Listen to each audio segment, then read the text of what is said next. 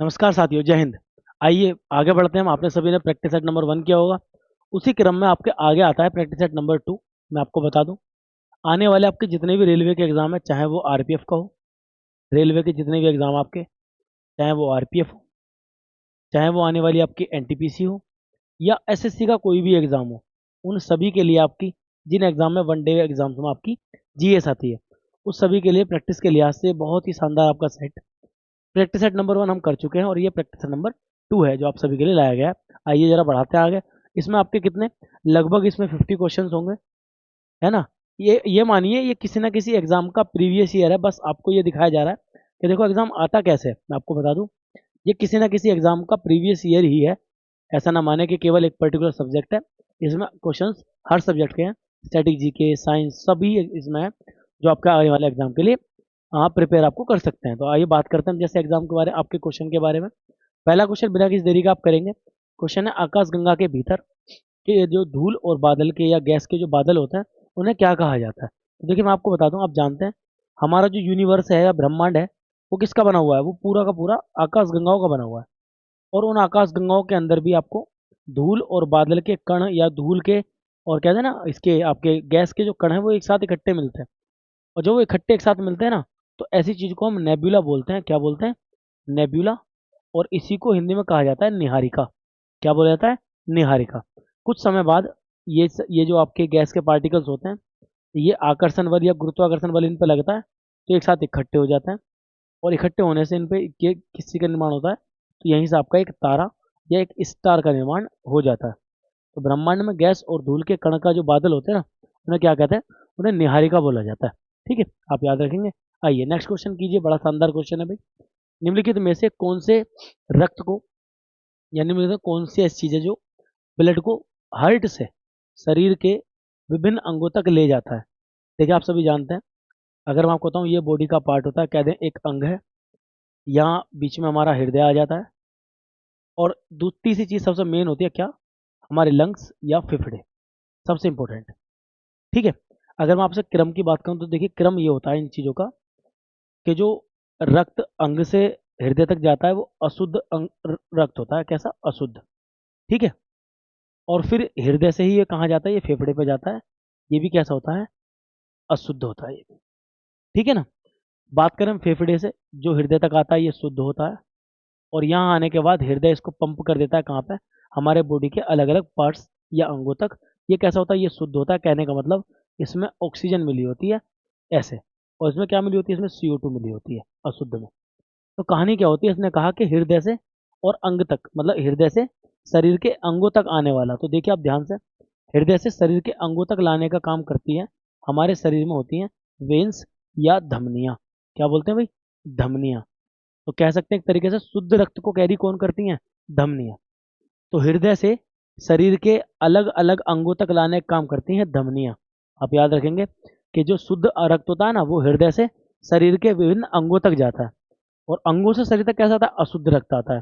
ठीक है। तो आप याद रखेंगे धमनी इस काम को करती है। अगर मैं बात करूं, जो अशुद्ध रक्त होता है, उसको हृदय तक लाने का काम करती हैं सिराएं। कौन करती हैं? तो सिराएं इन्हें ले जाने का काम करती है कहाँ पे? हृदय के पास। और हृदय इसको पंप करता है फेफड़े के पास। यहाँ पर आकर थोड़ा रास्ता बदल जाता है। कैसे? एक एक्सेप्शन होता है हमारे पास, जिसको कहते हैं हम फुफ्फुस। क्या बोलते हैं भाई? फुफ्फुस। आपकी एक धमनी होती है, फुफ्फुस धमनी, वो सिरा का काम करने लग जाती है। और एक होती है फुफ्फुस सिरा, जो फुफ्फुस या कह सकते हैं धमनी का काम करने लग जाती है। थोड़ा कंफ्यूजन यहाँ होती है, आप ध्यान देना। देखिए, शुद्ध रक्त को हृदय से शरीर तक लाने का काम करती हैं धमनियां, और अशुद्ध को ले जाने का काम करती हैं सिराएं। लेकिन इनका काम यहाँ बदल जाता है। कैसे? फेफड़े से हृदय तक आने वाले शुद्ध रक्त को सिराएं लेके आती हैं। वो भी कौन सी सिरा? एक फुफ्फुस सिरा, पल्मोनरी। ठीक है, याद रखेंगे सभी। और वहीं बात करूं मैं किसकी? हृदय से और फेफड़े तक जाने वाला जो अशुद्ध रक्त होता है, इसको लेके जाती है धमनी, जो कि शुद्ध को लाती है। ये थे फुफ्फुस धमनी। एक्सेप्शन होता है, बहुत क्वेश्चन आते हैं इसके, आप याद कर लेना जरूर, बहुत काम की चीज़ है। आइए आया करते हैं। देखिए, कुछ जलप्रपात आपके एग्जाम में आते हैं। एक आपके जलप्रपात आया, लोध जलप्रपात किस राज्य में स्थित है? तो अगर मैं लोध जलप्रपात की आपसे बात करूं, आप याद रखना, जो ये लोध जलप्रपात है, ये मिलेगा आपको एक टाइगर रिजर्व है, जिसका नाम है Palamu tiger reserve. Palamu tiger reserve. ये कहाँ पे है भाई? ये झारखंड में है। कहाँ पे है ये? झारखंड में। और इस टाइगर रिजर्व के ही अंदर ये आपको मिलेगा क्या? लोध आपका टाइगर सॉरी क्या जलप्रपात। आप याद रखें, ज़्यादा ऊंचा नहीं, लगभग लगभग 150 मीटर का ये इसकी हाइट है। लेकिन ये झारखंड का सबसे ऊंचा है। झारखंड का ये सबसे ऊंचा जलप्रपात है, जो एक बार आपके एग्जाम में आ चुका है। तो जो भारत के सारे जितने भी जलप्रपात हैं आप याद कर लें अच्छे से। भारत के जितने भी जलप्रपात हैं अच्छे से, चाहे वो जोग हो, चाहे गोरसप्पा, या फिर चाहे आपका कोई सा भी जो इम्पोर्टेंट है, आपका धुआंधार जलप्रपात है एक, है ना, ये पेपर में आते रहते हैं। दुनिया के भी आप देख के चलें। अगला क्वेश्चन कीजिए, देखिए एक क्वेश्चन साइंस का, एक क्वेश्चन आपका ज्योग्राफी का, एक क्वेश्चन आपका किसका था भाई? ज्योग्राफी का था। और अब फिर आया किसका? पॉलिटी का क्वेश्चन, संविधान का। तो कह रहा हूँ मिक्सअप आपकी प्रैक्टिस है, अच्छे से अपना करके चलिए।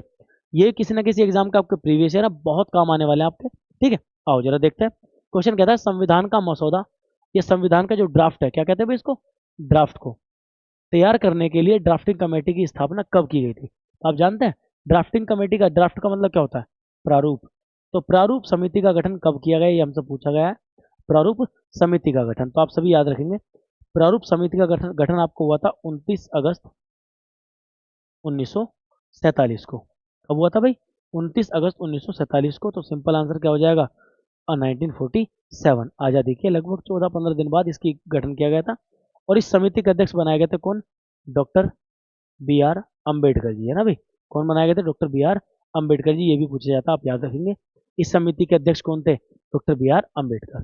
अगला क्वेश्चन करेंगे हम। अगला क्वेश्चन क्या होगा हमारा? देखिए कह रहा विश्व विरासत स्थल महान सांची का स्तूप। आप सभी जानते हैं कि जो सांची का स्तूप है, जिसको किसने बनवाया था, वो भी आपसे क्वेश्चन पूछा है। मैं आपको बता दूं स्तूप क्या होता है। महात्मा बुद्ध के जो मृत्यु के चिन्ह होते हैं, उनको जहां पर संभाल के रखा जाता है उसे स्तूप कहा जाता है भाई। क्या कहा जाता है? स्तूप। और ये सबसे महान या सबसे बड़ा या सबसे इम्पोर्टेंट स्तूप है, जो किसने? मौर्य वंश के सबसे महान शासक कौन थे भाई? अशोक, या ग्रेट अशोका, जिनके द्वारा इसे बनवाया गया था। अच्छा, बनवाया कहाँ गया था? तो आपने देखा होगा ये बनवाया गया मध्य प्रदेश के अंदर। ये कहाँ पे है? मध्य प्रदेश में। कई बार आपके एग्जाम में क्वेश्चन आया कहाँ पे है भाई ये? मध्य प्रदेश के, मध्य प्रदेश में एक जिला पड़ता है रायसेन जिला। कौन सा? रायसेन जिला, जहाँ पर ये सांची का स्तूप है। साथ ही साथ ये यूनेस्को विश्व विरासत जो है हमारी, यूनेस्को साइट भी है, लगातार एग्जाम में आती है, आप याद रखना, ठीक है भाई। पहली सोर सिटी, अगर करंट के बारे में बात करूं, तो पहली जो कंप्लीट सोर सिटी बनी है वो कौन सी है? सांची। ये भी एग्जाम का क्वेश्चन है, आप याद रखना। आगे कीजिए। कह रहा है जब धातु ऑक्सीजन के साथ, आ गया ना साइंस का क्वेश्चन। रेलवे साइंस को प्रेफर करती है बहुत ज्यादा, तो आप साइंस को देख के चलें थोड़ा ध्यान से। जब धातु ऑक्सीजन के साथ रिएक्शन करती है, तब क्या बन के निकलता है? क्या था कि क्या रिएक्शन होती है, और रिएक्शन बन के क्या आता है? तो मैं आपको बता दूं, जब भी हमेशा आपकी धातु के साथ ऑक्सीजन मिल जाएगी ना, तो जिस धातु के साथ ऑक्सीजन मिलेगी उसके ऑक्साइड बना देती है। क्या कर लेती है? उसी धातु के ऑक्साइड बना देती है, आप याद रखेंगे। चाहे वो आयरन हो, लोहा हो, चाहे कॉपर हो, चाहे कुछ भी हो, आपका बनाएगी हमेशा क्या? उसके उसके ऑक्साइड का निर्माण करती है ऑक्सीजन। कोरोजन या जंग जो लगता है ना, जंग इसलिए तो लगता है, जो जंग होता है उसे फेरस ऑक्साइड कहते हैं। क्यों? क्योंकि लोहा और पानी के मिल जाने से भी, पानी में ऑक्सीजन होती है, ऑक्सीजन के मिल जाने से जंग लगता है। किसमें? लोहे में। तो लोहा हो गया धातु, ऑक्सीजन का मिलना हो गया, तो लोह धातु का ऑक्साइड बन जाता है, जिसको हम जंग या कोरोजन कहते हैं, ठीक है। चलिए अगला क्वेश्चन करेंगे। कौन सा गुण है जो एक चालक में इलेक्ट्रॉन के प्रवाह को अवरोध उत्पन्न करता है? देखिए आप जानते हैं, जो एक चालक, या नॉर्मल समझो एक तार है, ठीक है, तांबे का तार है एक, चालक वालक हम नहीं जानते भाई। देखिए पढ़ी लिखी भाषा में इसी को क्या कह दिया गया? चालक कह दिया गया। इंग्लिश वाले इसको कंडक्टर कह देते हैं भैया ना, इंग्लिश मीडियम वाले क्या कहते हैं? कंडक्टर। लेकिन होता क्या, तार है, उस तार में आप जानते हैं सभी, उसमें या तो तांबा होगा, चांदी होगी, कोई ना कोई धातु होगी, लोहा हो सकता है, सिंपल सी बात है, ये फ्लो हो जाए। अब कहता है कि इसमें जो विद्युत धारा बहती है ना, उस विद्युत धारा के फ्लो को हम क्या कहते हैं? कि जो इलेक्ट्रॉन बहते हैं वही विद्युत धारा होती है। भाई जो इलेक्ट्रॉन बहते हैं ना, उसके अपोजिट ही बहती है विद्युत धारा, सिंपल। कहता है आप ये बताइए कि उसमें जो गड्ढे आते हैं, उसमें जो रुकावट आती है उन्हें क्या कहते हैं? जिस तरीके से आप सड़क पर चलते हैं, रास्ते में ब्रेकर आ गए ना, हम क्या कह देते हैं? ब्रेकर, रुकावट। ऐसे ही यहाँ पर क्या होता है, तार के अंदर जो रुकावट आती है ना, उसको कहते हैं रेसिस्टेंस या प्रतिरोध। क्या कह देते हैं भाई? रेसिस्टेंट, रेसिस्टेंस या प्रतिरोध, जिसका मात्रक क्या होता है? ओम। इसका मात्रक क्या होता है भाई? ओम इसका मात्रक होता है। और ये क्या होता है? चालक के अंदर या तार के अंदर विद्युत धारा के फ्लो होने में आने वाली रुकावट, प्रतिरोध। बढ़िया है। चलिए कैसे लग रहा है आपको? क्वेश्चन करके चलेंगे, आप भी अटेम्प्ट किया करो, इतना पढ़ा करो ना क्वेश्चन। आप भी अच्छे से पढ़ के उन्हें अटेम्प्ट किया करो, ठीक है। प्रैक्टिस सेट नंबर 1 पढ़ा हुआ आपने, कर लिया होगा बढ़िया से। अगला कीजिए। भारत में एक राज्य के राज्यपाल की, आप जानते हैं हर राज्य में एक गवर्नर होता है भाई, हर राज्य में एक गवर्नर होता है। और गवर्नर को नियुक्त करने के लिए मिनिमम एज क्या होती है आप जानते हैं कि देखिए मैक्सिमम एज का तो कहीं वर्णन है ही नहीं, बस मिनिमम एज का है। तो अगर आप राज्यपाल की बात करें, चाहे आप उसी एंड पे आप राष्ट्रपति की बात कर लें, आपको बताऊं, आप राज्यपाल की बात करो चाहे राष्ट्रपति की, बात वहीं आती है कि इनके लिए मिनिमम एज होती है कितनी, 35 वर्ष। कितनी होती है? 35। अगर आपसे पूछे मैक्सिमम कितनी होती है, तो मैक्सिमम कितनी भी हो सकती है, मैक्सिमम कोई लिमिट नहीं है। हाँ, मिनिमम की कितनी, 35 साल। चलिए अगला क्वेश्चन करते हैं। कहता है ब्रिटिश भारत का वायसराय के रूप में लॉर्ड वेबल कौन आए थे भाई? लॉर्ड वेबल, आप पढ़ते होंगे वेबल प्लान, बहुत ज्यादा एग्जाम में आता है मॉडर्न हिस्ट्री में। वेबल प्लान, वेबल प्लान को लाने वाले ही कौन थे? लॉर्ड वेबल, जिनके नाम से प्लान आया था। तो कहता है कि इनके उत्तराधिकारी कौन थे, इनके बाद सक्सेसर कौन आए थे, जो इनके बाद आकर के कौन गवर्नर जनरल या वायसराय बने, है ना, आपको बताना है। तो मैं आपको बता दूं, वायसराय या लॉर्ड वेबल का आना जो है ना, वो हुआ है आपका कब? आज़ादी से जस्ट 2 साल पहले इनका जाना हुआ। तो आज़ादी के समय के आप याद कर लो कि जब हमें आज़ादी मिली थी, उस समय थे कौन वायसराय, कौन आपका? Lord Mountbatten. और माउंटबेटन ही थे जो वेबल के बाद आए थे आज़ादी मिलने के बाद। अच्छा, आज़ादी से पहले ये कौन थे? इन्हें कहा गया था वायसराय। क्या बोला गया था भाई? वाइसरॉय। आप याद रखेंगे, वाइसराय, है ना। और जैसे ही हमें आज़ादी मिली, इनका नाम बदल गया, इनको कह दिया दोबारा से गवर्नर जनरल। क्या बोल दिया भाई? Governor general. और ये बने आज़ाद भारत के पहले governor general, the first governor general of independent India, है ना। चलो अगला क्वेश्चन। क्वेश्चन नंबर 10 कहता है आपसे, जनसंख्या की दृष्टि से दक्षिण अमेरिका, क्या दक्षिण अमेरिका का सबसे बड़ा देश कौन सा है? दक्षिण अमेरिका आप सभी जानते हो एक महाद्वीप है ना भाई, एक महाद्वीप है दक्षिण अमेरिका, इसके अंदर अप्रोक्स 14 देश हैं। उन 14 देशों में, चाहे मैं एरिया की बात कर लूँ, माने क्षेत्रफल की बात कर लूँ, है ना, किसकी बात कर लूँ भाई? क्षेत्रफल की, या बात कर लूँ मैं जनसंख्या की, देश एक ही बाहर आता है, उसका नाम है ब्राजील। क्या नाम भाई? ब्राजील। जो एरिया के हिसाब से भी और जनसंख्या के हिसाब से भी नंबर 1 कंट्री है, नंबर 1 देश है, आप याद रखेंगे, ठीक है। अगर मैं आपसे बताऊं, तो ब्राजील की अगर आप याद करेंगे तो एक नदी आपने सुनी होगी, दुनिया की सबसे बड़ी नदी, वाटर वॉल्यूम के हिसाब से अमेजन यही मिलेगी आपको। अमेजन नदी भी मिलेगी यहाँ, अमेजन के जंगल भी मिलेंगे, अमेजन नदी भी मिलेगी और अमेजन जंगल भी यहीं पर हैं, आप याद रखेंगे, बहुत फेमस है।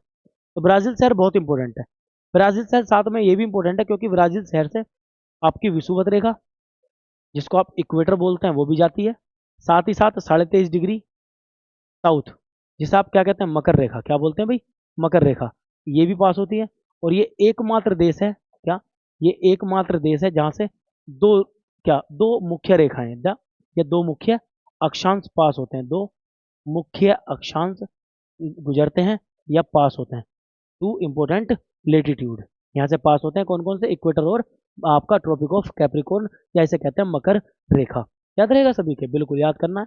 आगे चलिए। रेड कलर दिख रहा है ना अच्छे से? नहीं, थोड़ा थोड़ा सा हो रहा है ना, कोई बात नहीं, कलर को चेंज करते हैं, व्हाइट कर लेते हैं।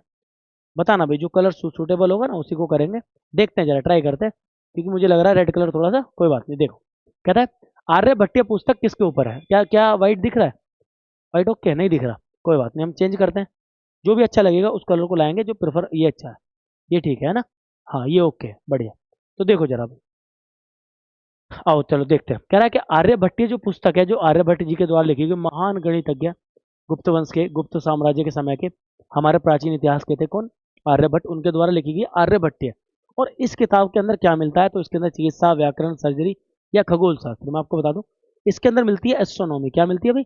एस्ट्रोनॉमी, माने इसके अंदर आपको खगोल विज्ञान के बारे में बताया गया है, पूरा का पूरा अंतरिक्ष के बारे में, स्पेस के बारे में, पृथ्वी सूर्य के सिद्धांत इसमें बताए गए हैं। इसका नाम क्या है? आर्यभट्टीय। चलिए अगला क्वेश्चन करेंगे। लोकसभा के जो अधिकारी होते हैं, या जो लोकसभा में जो ऑफिसर बैठते हैं मेन, उन्हें क्या कहा जाता है? वो प्रधानमंत्री होते हैं, लोकसभा अध्यक्ष होते हैं, उपराष्ट्रपति होते हैं, या फिर मुख्यमंत्री होते हैं, आपको बताना है। तो मैं आपको बता दूं, लोकसभा की जो मेन चेयर पर जो बैठते हैं ना, उन्हें कहा जाता है लोकसभा अध्यक्ष या लोकसभा स्पीकर। इन्हें ही स्पीकर भी कहा जाता है भाई, है ना। और ये कंट्रोल करते हैं लोकसभा में होने वाली सारी गतिविधियां, ये कंट्रोल करते हैं, ये वहाँ के मालिक होते हैं, और इन्हीं को वहाँ का कर्ता धर्ता भी कहा जाता है, लोकसभा अध्यक्ष। तो आप लोग कमेंट में मुझे बताएंगे कि हमारे वर्तमान लोकसभा अध्यक्ष कौन है। फिर आपको जल्दी कमेंट करके मुझे बताना है कि हमारे वर्तमान लोकसभा अध्यक्ष कौन है। चलो, एक क्वेश्चन आपको मिल गया। अगला क्वेश्चन करेंगे, भारत को राष्ट्रीय उपभोक्ता दिवस मना भारत कब से, मतलब ये डैश आ गया ना, भारत कब से या को राष्ट्रीय उपभोक्ता नेशनल कंज्यूमर डे मनाता हुआ आ रहा है, तो आपको बताना है कौन सा दिवस है वो। तो मैं आपको बता दूं 24 दिसंबर। क्या, जो इंपॉर्टेंट डेज हैं आपके एग्जाम में लगातार आते हैं, आप याद करेंगे। तो इंपॉर्टेंट डेज में अगर बात करूं 24 दिसंबर इसे मनाया जाता है किसकी तरह, इसे मनाते हैं हम, कह सकते हैं राष्ट्रीय उपभोक्ता दिवस या नेशनल कंज्यूमर डे की तरह। ठीक है, याद रहेगा सभी के। चलिए क्वेश्चन नंबर 14 की बात करते हैं, क्या है, प्रैक्टिस आप करें। अच्छा, कमेंट में नंबर जो बताएं कि कितने क्वेश्चन आपने सही किए थे, बहुत जरूरी है ना। चलो देखो, भारतीय संविधान के संवैधानिक सलाहकार या कानूनी जो एडवाइजर थे वो कौन बनाए गए, जो कॉन्स्टिट्यूशनल एडवाइजर थे वो कौन बनाए गए थे, तो देखिए उनका नाम था वेनेगल नरसिंह राव। आप याद रखना कौन थे भाई, वेनेगल नरसिंह राव, जो एक टाइम पे जाकर आईसीजे के जज भी बने थे, Indian court of sorry international court of justice के। बी एन राव की मैं बात कर रहा हूँ, सॉरी एम एन राव थे वो, मैं गलत कर रहा हूँ, कोई बात नहीं, है ना, याद रखना वो एम एन राव थे। लेकिन जो बेनेगल नरसिंह राव है वो क्या थे हमारे संविधान सभा के, ये चीफ एडवाइजर थे। ठीक है, क्या थे ये संवैधानिक सलाहकार थे, कानूनी सलाहकार थे। अगला क्वेश्चन करो, देखो मूल रूप से मैंने कहने का मतलब ये है कि 26 नवंबर 1949 को, मूल वही होता है, तो 1949 को हमारे संविधान में कितने क्या शामिल थे, मतलब आर्टिकल पूछा है ना, 395 थे, 300 थे, 325 थे, 440 थे। तो अगर मूल में आपसे पूछेगा तो आप याद रखेंगे 395 आर्टिकल उसमें शामिल थे, है ना। अगर आज की बात करूं तो नंबर तो 395 ही है, लेकिन 21 का ए, 39 का ए, 46 का ए, ऐसे करके बहुत सारे जुड़ गए उसमें, जो बन गया लगभग, आपको बताऊंगा 470 के आसपास ये आर्टिकल पहुंच गए हैं। तो आप याद रखेंगे मूल में कितने, 395। ठीक है, अगला क्वेश्चन करेंगे आप। क्वेश्चन है, गौतम बुद्ध के महापरिनिर्वाण या गौतम बुद्ध ने महापरिनिर्वाण कहाँ प्राप्त किया। देखिए, महापरिनिर्वाण का मतलब क्या होता है, उनकी मृत्यु। आप याद रखेंगे बौद्ध धर्म में गौतम बुद्ध की मृत्यु को महापरिनिर्वाण के कहकर पुकारा जाता है। तो बात इनकी मृत्यु की आती है, तो आप याद रखें इनकी मृत्यु कहाँ हुई थी भाई, इनकी मृत्यु हुई थी मल्ल महाजनपद की राजधानी आपकी क्या, कुशीनगर के अंदर। कहाँ पे हुई थी, कुशीनगर में, याद रखेंगे ना। कुशीनगर में इनका एक मंदिर भी बना हुआ, बहुत फेमस मंदिर है, जहाँ इन्होंने अपनी अंतिम सांस ली थी, और यहीं इनकी मृत्यु हुई थी, जिसे हम क्या कहते हैं, महापरिनिर्वाण, है ना, याद रहेगा। चलिए अगला, गंगा की निम्न में से कौन सी सहायक नदी है जो पटना के पास, कहाँ, पटना के पास एक शहर है सोनपुर, जहाँ पे जाके वो गंगा जी में मिल जाती है। तो देखो पटना में तो मिलती है सोन नदी, मैं आपको बताऊं, पटना में बड़ी फेमस नदी है सोन नदी, जो मिलती है गंगा जी के साथ। लेकिन सोनपुर में, अब आ गया सोन, सोन नहीं याद रखेंगे, सोनपुर में मिलती है गंगा की सबसे बड़ी सहायक नदी, इसका नाम है गंडक। कौन सी नदी, गंडक। ये जाकर सोनपुर मिलती है, सोनपुर में बड़ा फेमस मेला भी लगता है, पशु मेला। सोनपुर में बहुत बहुत ही फेमस बिहार का मेला भी लगता है। ठीक है, सोनपुर पशु मेला कहते हैं, गंडक नदी, इसी के नदी के किनारे लगता है वो मेला भी। चलिए अगला, 1931 में आयोजित दूसरे गोलमेज सम्मेलन, सेकंड आरटीसी की बात कर रहा है, तो दूसरे गोलमेज सम्मेलन में निम्नलिखित स्वतंत्रता सेनानियों में से किसने कांग्रेस का प्रतिनिधित्व किया, मतलब कांग्रेस की तरफ से कौन सेकंड राउंड टेबल कॉन्फ्रेंस या द्वितीय गोलमेज सम्मेलन में गया था। तो बात करते हैं महात्मा गांधी, गोपाल कृष्ण गोखले, मोहम्मद अली जिन्ना या डॉक्टर बी आर अम्बेडकर। आपको बताना है कौन थे, जल्दी से लगाओ, फिर मैं बताता हूँ आपको। ठीक है, हो गया, चलिए मैं बताता हूँ तो कौन थे भाई। देखिए, पहले जो पहला था उसका कांग्रेस ने बिल्कुल अपोज कर दिया, कोई नहीं गया भाई। दूसरे में मनाए गए कौन, गांधी जी, और गांधी जी ने ही लीड किया था किसको, कांग्रेस को, द्वितीय गोलमेज सम्मेलन के अंदर। लेकिन ये दूसरे में गए थे, तीसरे में ये भी नहीं गए। तो क्वेश्चन आता है, एकमात्र गोलमेज सम्मेलन जिसमें गांधी जी ने पार्टिसिपेट किया वो कौन सा था, दूसरा गोलमेज सम्मेलन, है ना, याद रहेगा। चलिए अगला क्वेश्चन देखते हैं, फूड कॉर्पोरेशन ऑफ इंडिया जिसे हम एफसीआई कहते हैं, एफसीआई के माध्यम से फूड कॉर्पोरेशन इंडिया क्या कौन होती है, जो भारत में खाद्य स्ट्रक्चर है, जो खाने पीने की जितनी भी चीजें हैं सबको रेगुलेट करने का काम करती है, कौन, आपकी यही एफसीआई। तो उसने इसमें क्वेश्चन पूछा है कि इनके द्वारा गेहूं और चावल जैसे अनाजों को जो स्टॉक में रखा जाता है ना, उस स्टॉक को क्या कहते हैं, आप जानते हैं ना। भारत में गरीबों को मुफ्त अनाज खिलाया जाता है, लगभग मुफ्त अनाज खिलाया जाता है, उस अनाज को सेव किया जाता है एफसीआई के द्वारा, और इसको क्या कहते हैं, आपका खाद्य सुरक्षा कहते हैं, खाद्य भंडारण कहते हैं, सुरक्षित भंडार बफर स्टॉक कहते हैं, या खाद्य स्टॉक कहते हैं। तो मैं आपको बताऊं, इन दोनों के भंडारण को कहते हैं सुरक्षित भंडार या हमारा बफर स्टॉक। क्या बोलते हैं, हमारा बफर स्टॉक, बहुत इंपॉर्टेंट है भाई। तो उसे जो गेहूं और चावल इकट्ठा किया था ना, उसको कहते हैं बफर स्टॉक। हमारे पास कितना बफर स्टॉक है। आइए क्वेश्चन नंबर 20 करते हैं, चक्रवाती तूफान के दौरान समुद्र के स्तर में असामान्य वृद्धि। ये समुद्र है, समुद्र अपना लहरें ले रहा है, बढ़िया चल रहा है, कोई दिक्कत नहीं, लेकिन जैसे चक्रवात आया ये लहरें ऊंची हो गई, थोड़ी बिगड़ गई, और बिगड़ते ही लहरों का नाम कुछ और हो जाता है। स्तर ये था, स्तर से बहुत ज्यादा ऊंची ये लहरें हो गई हैं जो सुनामी लाएंगी। इन्हें सुनामी नहीं कहते हैं, याद रखेंगे सभी। इन्हें कहते हैं क्या? Storm storm surge. क्या बोलते हैं भाई? स्टॉर्म सर्ज बोलते हैं जब चक्रवात के दौरान आती है। लेकिन अगर समुद्र में, मैंने क्या बोला, अगर समुद्र में भूकंप आ जाए और भूकंप से लहरें ऊंची ऊंची हो जाएं तो इसे सुनामी कहते हैं। क्या बोलते हैं? सुनामी। चक्रवात के आने से होती है स्ट्रॉम सर्ज, लेकिन तूफान उसके भूकंप के आने से क्या होती है? सुनामी का उत्पन्न होता है। ठीक है, उसे सुनामी कहते हैं। चलिए आगे। निम्नलिखित में से कौन सा व्यक्ति जिम्नास्टिक, किसके लिए भाई? जिम्नास्टिक से संबंधित। मैं आपको बता दूं, ये एग्जाम लगभग पिछले 1-2 साल पुराना, या फिर लगभग हो सकता है आरपीएफ का पिछला क्वेश्चन पेपर रहा हो सकता है एनटीपीसी का रहा हो सकता है एसएससी सीजीएल का रहा हो, किसी का भी हो सकता है। आप करें बस ध्यान से। तो ऐसे क्वेश्चन आपके पेपर में आते हैं कि बताइए ये प्लेयर किस गेम से संबंधित है। तो मैं बात करता हूँ दीपा कर्माकर जी की, जो किससे रिलेटेड है? जिम्नास्टिक्स है। टोक्यो ओलंपिक की बात करूँ तो 2021 में टोक्यो ओलंपिक हुए थे, 20 के 21 में हुए थे। तो उसमें क्या हुआ था? दीपा कर्माकर जी बहुत मिनिमम पॉइंट थे, किससे? बहुत माइनर पॉइंट से वो रह गई थी, जिस वजह से बहुत ज़्यादा फेमस हुई। आप याद रखेंगे, बहुत ही चर्चाओं में थी। तो इस बार हुए जो 2024 के ओलंपिक है फ्रांस में जो हुए थे, उनके क्वेश्चन आपके एग्जाम में आ सकते हैं। तो फ्रांस ओलंपिक को आप अच्छे से पढ़ लेंगे, बहुत काम की चीज़ है। आगे चलेंगे। नेक्स्ट आपका आता है कि निम्नलिखित में से कौन सा देश 18वें एशियाई गेम जो 2018 में हुए थे, समझ गए ना? तो ये लास्ट ईयर का जो ना आरपीएफ का एग्जाम है, कर लेना ध्यान से। चलो मैंने बता भी दिया, ये है ना 2018 में हुआ था लास्ट टाइम, 19 में तब क्वेश्चन आया था ये कि बताओ 18 का। तो 18 में एशियाई गेम्स में जो लीड किया था ना, वो चीन ने लीड किया था। जरूरत नहीं है वैसे याद करने की, 2018 की करंट का क्वेश्चन है। अगला कीजिए। प्रथम गोल में सम्मेलन के समय भारत का वायसराय कौन था? अच्छा क्वेश्चन है भाई। प्रथम गोल में सम्मेलन में भारत का वायसराय कौन था?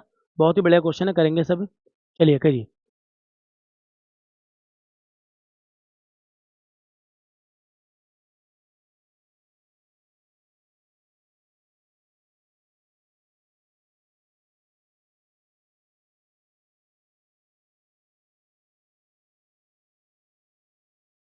ठीक है भाई, तो मैं आपको बता दूं, देखिए पहला दूसरा तीसरा जो गोल में सम्मेलन है वो आपका 1920 1930 1931 और 1932 लगातार हुए 3 साल। इनमें जो पहला था ना, इस पहले के समय पर जो थे वो थे लॉर्ड इरविन, है ना? जब गांधी जी नहीं गए थे तो गांधी इरविन समझौता भी हुआ था, जिसके बाद गांधी जी दूसरे गोल में सम्मेलन में गए थे। तो पहला हुआ 1930 में, दूसरा हुआ 1931 में, और तीसरा हुआ 1932 में। आप याद रखेंगे, ठीक है। चलिए अगला क्वेश्चन करेंगे, क्वेश्चन नंबर 24, विबल्टन। देखिए आप सभी जानते हो ये टेनिस के टूर्नामेंट है, विश्व में 4 बड़े फेमस टूर्नामेंट होते हैं। ठीक है, एक होता है आपका ऑस्ट्रेलिया ओपन, साल भर होते रहते हैं। एक होता है आपका यूएस ओपन, एक होता है आपका फ्रेंच ओपन, और एक होता है विबल्डन। कौन सा होता है? विमल्डन, विबल्डन बोलते हैं। तो देखिए ऑस्ट्रेलिया का तो ऑस्ट्रेलिया में हो जाता है, यूएस का यूएस में, फ्रेंच का हो जाता है फ्रांस में, बचा कौन सा? विबल्डन। और ये होता है कहाँ पे? ये यूके की राजधानी लंदन में आयोजित किया जाता है। आप याद रखना, हमेशा से ये कहाँ होता है? लंदन में, मेनली यूके के अंदर ही आयोजित किया जाता है। चारों बड़े बड़े देशों के अलग अलग है। तो ब्रिटेन में जो होता है उसको विबल्डन कहते हैं। आप याद रखना, बहुत पेपर में आते हैं। चलिए अगला क्वेश्चन ये कह रहा है कि किस पंचवर्षीय योजना के दौरान हिल एरिया डेवलपमेंट प्रोग्राम की शुरुआत की गई थी? Hill area development programme HADP की शुरुआत की गई थी। तो मैं आपको बता दूं, 5वीं पंचवर्षीय योजना के समय, क्या 5वीं पंचवर्षीय योजना के समय उत्तराखंड के लिए, किसके लिए? उत्तराखंड के लिए सबसे पहले उत्तराखंड, और एक जगह पड़ती है आपकी कहाँ पर? अरुणाचल प्रदेश के अंदर और असम के अंदर, जहाँ के लिए हिल एरिया डेवलपमेंट प्रोग्राम शुरू किया गया था। तो किसमें भाई? 5वीं पंचवर्षीय योजना में। चलिए कौन सा अम्ल सामान्यतः एसिटिक अम्ल कहलाता है और कार्बोक्सिलिक अम्ल नामक समूह से संबंधित है? तो आपको बताऊँ, एथेनोइक एसिड है ऐसा, जो मिलता है आपका किससे? आपका कार्बोक्सिलिक से और एसिटिक एसिड से। याद रखेंगे सभी। चलिए कौन सी ग्रंथि हमारी वृद्धि हार्मोन को क्या करती भी? स्त्रावित करती है या रेगुलेट करती है? आपको बताना है कौन सी वृद्धि हार्मोन निकालती है। तो आपको पता है पिट्यूटरी ग्लैंड। कौन सी? पिट्यूटरी ग्लैंड, या जिसको मास्टर ग्लैंड भी कहते हैं, मास्टर ग्रंथि भी कहते हैं। याद रखेंगे सभी, इसे ही क्या कहते हैं भाई? मास्टर ग्रंथि। ठीक है ना? तो बहुत इंपॉर्टेंट है, याद रखिएगा। मास्टर ग्लैंड भी कहते हैं इसको, पीयूष ग्रंथि। ये निकालती है हमारा ATCH आपका हार्मोन। चलिए नेक्स्ट आपका समाचार पत्र है एक केसरी, क्या नाम भाई, केसरी समाचार पत्र को किसके द्वारा प्रकाशित किया गया, आपको बताना, महात्मा गांधी, बाल गंगाधर तिलक, सुरेंद्र नाथ बनर्जी या शिशिर कुमार घोष। मैं आपको बताऊं 1916 में होम रूल आंदोलन के दौरान बाल गंगाधर तिलक के द्वारा, किसके, बाल गंगाधर तिलक के द्वारा दो समाचार पत्र निकाले गए थे। एक का नाम था मराठा और एक का नाम था केसरी। ठीक है भाई, एक का नाम था मराठा और एक का नाम था केसरी, दो निकाले गए थे, जिनमें से आपका केसरी आपके एग्जाम में है। मराठा की बात करें इंग्लिश लैंग्वेज में था और केसरी की बात करें तो ये मराठी लैंग्वेज में था, आप याद रखेंगे। तो केसरी का संपादक कौन है, बाल गंगाधर तिलक। चलिए अगला क्वेश्चन करेंगे, भारत के संविधान के मुख्य वास्तुकार कौन थे, आप सभी जानते हो, प्रारूप समिति के अध्यक्ष इसके वास्तुकार थे। आपको बताना है जल्दी से, कमेंट करेंगे मुझे कि सर इसका आंसर ये है। मैं आपके क्वेश्चन नंबर 29 का वेट करूंगा कि कौन कौन मुझे कमेंट करके बताता है ना। चलिए अगला क्वेश्चन करेंगे सभी, क्या है क्वेश्चन, क्वेश्चन 30, 1929 में कांग्रेस द्वारा आयोजित अधिवेशन में पूर्ण स्वराज को लक्ष्य के रूप में स्वीकार किया गया था, कहां पर, पंडित नेहरू जी इसके अध्यक्ष थे, है ना, और पंडित नेहरू जी ने ही इसको लीड करा था कि अभी हम तो पूर्ण स्वराज लेके मानेंगे। और दो, तो ये बात थी कहाँ की, लाहौर की, लाहौर में भी रावी नदी के किनारे तिरंगा झंडा लहराया गया था। और इसकी अध्यक्षता कांग्रेस के सदन की या अधिवेशन के अध्यक्ष कौन करे थे, पंडित जवाहरलाल नेहरू, जिन्होंने किसका, पूर्ण स्वराज का नारा दिया था और लाहौर अधिवेशन से प्रस्ताव पारित कराया था कि हम क्या लेके मानेंगे, पूर्ण स्वराज। ठीक है, चलिए अगला क्वेश्चन करते हैं, 1784 में एशियाटिक सोसाइटी ऑफ बंगाल की स्थापना किसके द्वारा की गई थी, आपको बताना है, सर जोन्स और सर विलियम जोन्स, या आपका था डेविड हैरे और साथ में चार्ल्स वुड। मैं आपको बता दूं चार्ल्स वुड तो वुड से डिस्पैच चलाने वाले हैं, शिक्षा का मैग्ना कार्टा कहा जाता है, जो 1854 में आया था। लेकिन जो इसकी स्थापना है ना वो 1784 में सर विलियम जोन्स द्वारा की गई थी, एशियाटिक सोसाइटी ऑफ बंगाल की, है ना, याद रखेंगे। अगला क्वेश्चन करेंगे, वुडापेस्ट, वुडापेस्ट यूरोप की राजधानी, यूरोप में एक शहर की राजधानी है जो किस नदी के किनारे है, तो मैं आपको बता दूं ये यूरोप की दूसरी सबसे बड़ी नदी डेन्यूब के किनारे है। और डेन्यूब के किनारे लगभग 10 देश पड़ते हैं और उन 10 देशों की भी लगभग 5 राजधानियां, कितनी, 5 राजधानियां पड़ जाती हैं इसके किनारे। और पांचों की पांचों राजधानियां 5 बी से ही शुरू होती है, तो इन्हें हम 5 बी कह देते हैं, क्या कह देते हैं, 5 बी, जैसे कि बुडापेस्ट, बुखारेस्ट, बेलग्रेड, वियना और ब्रातिस्लावा। मैंने क्या क्या बोले, एक बार बोलता हूँ, लिख लेना आप लोग, Belgrade, Budapest, Bucharest, Vienna, Bratislava. ठीक है, याद रहेंगी। चलिए आगे बात करते हैं, डेन्यू नदी काला सागर में गिरती है आपकी, याद रखना। भारत के किस राज्य में भगवान महावीर राष्ट्रीय उद्यान है, नेशनल पार्क लगातार पेपर में आते हैं आपके, नेशनल पार्क आपके पेपर में आते हैं, साथ ही साथ टाइगर रिजर्व आपके पेपर में आते हैं। तो बहुत जल्दी आपको नेशनल पार्क और टाइगर रिजर्व में याद कराऊंगा, बहुत जल्दी। आप महावीर स्वामी की याद रखें, तो महावीर स्वामी है कहाँ पे, गुजरात के अंदर। ठीक है भाई, कहाँ पे है ये, गुजरात के अंदर, मोल्लम, है ना, याद रखेंगे। एक तो ये है और एक मोल्लम के नाम से दो है इसमें राष्ट्रीय पार्क। चलिए आवाज सारणी में परंपरा सॉरी परमाणु द्रव्यमान के बढ़ते क्रम में तत्वों को आयोजित या व्यवस्थित किसने किया था, ये क्वेश्चन आपका, जॉन न्यूलैंड्स ने, मेंडलीफ ने, डोबेनियर ने या मोजली ने, मोजले लेते हैं ना, तो आप याद रखेंगे। मैं आपको बताऊं ये दिमित्री इवानोविच मेंडलीफ के द्वारा किया गया। जितने भी परमाणु इसमें मिले उनको इसमें किसकी तरह रखा गया भाई, उनको रखा गया था आपका परमाणुओं के बढ़ते क्रम में, जैसे आप याद करते हैं ना, हाइड्रोजन, हीलियम, ऐसे याद करते हैं, तो हाइड्रोजन 1, हीलियम 2, ये 1 2 3 4 से रखे गए थे लगातार, सब बढ़ते हुए क्रम में। ठीक है, चलिए नेक्स्ट, समुद्री गाय या जिसे हम डुगोंग कहते हैं, क्या कहते हैं भाई, डुगोंग, ज्यादातर आपको कहाँ देखने को मिलेगी, लक्षद्वीप द्वीप समूह में, मन्नार की खाड़ी में, आपकी गल्फ ऑफ मन्नार में देखने को मिलेगी, कोरोमंडल तट पे मिलेगी या खंबात की खाड़ी पे। तो मैं आपको बता दूं, याद रखना, ये मिलती है मन्नार की खाड़ी में। कहाँ मिलती है, मन्नार की खाड़ी। मन्नार की खाड़ी है कहाँ पे, तो तमिलनाडु और श्रीलंका के बीच में, तमिलनाडु और श्रीलंका के बीच में पाक जल संधि पड़ती है, उसके नीचे ही आपकी पड़ती है क्या, याद रखेंगे सभी, जल संधि, उसी के नीचे पड़ती है आपकी मन्नार की खाड़ी, जो फेमस है किसके लिए, वहां पर आपका बहुत फेमस है समुद्री गाय या ड्यूगोंग के लिए। ठीक है, चलिए अगला क्वेश्चन करेंगे सभी 36, ये कह रहा है कि भारत में इंटर यूनिवर्सिटी टूर्नामेंट जो होते हैं उसमें सबसे ऊपर जो यूनिवर्सिटी जाती है उसको कौन सा अवार्ड दिया जाता है, बहुत फेमस अवार्ड है, लगातार हर साल दिया जाता है, याद रखना। और यह है मौलाना अबुल कलाम आज़ाद, देश के पहले शिक्षा मंत्री जिनके नाम पे दिया था मौलाना अबुल कलाम आज़ाद ट्रॉफी। ये दी जाती है किसको? टॉप यूनिवर्सिटी को, है ना, इंटर यूनिवर्सिटी टूर्नामेंट के अंदर। चलिए अगला क्वेश्चन। तमिलनाडु के तटीय क्षेत्रों में जो सर्दियों में बारिश होती है, आप जानते हैं ना कि लौटता मानसून कहाँ बारिश करता है? बड़ा क्वेश्चन आता है पेपर में कि भाई बताओ लौटता मानसून कहाँ बारिश करता है? तो लौटता मानसून सर्दियों में बारिश करता है कहाँ पे? तमिलनाडु के अंदर। इन दिनों बारिश आने वाली है, अब नवंबर दिसंबर में बहुत बारिश होगी वहाँ पे, जिसे हम कहते हैं रिट्रीव मानसून, रिट्रीट मानसून होता है ये, है ना। लौटता मानसून जो सर्दियों में करता है कौन सा होता है? ये उत्तर पूर्वी मानसून होता है, जो ऊपर से टकरा के और नीचे की तरफ वापस जाता है और बारिश करता है कहाँ पे? आपका तमिलनाडु के तटीय क्षेत्रों में बहुत बारिश करता है, बहुत ज्यादा। लौटते मानसून की बारिश भी कह देते हैं इसको। चलिए अगला क्वेश्चन।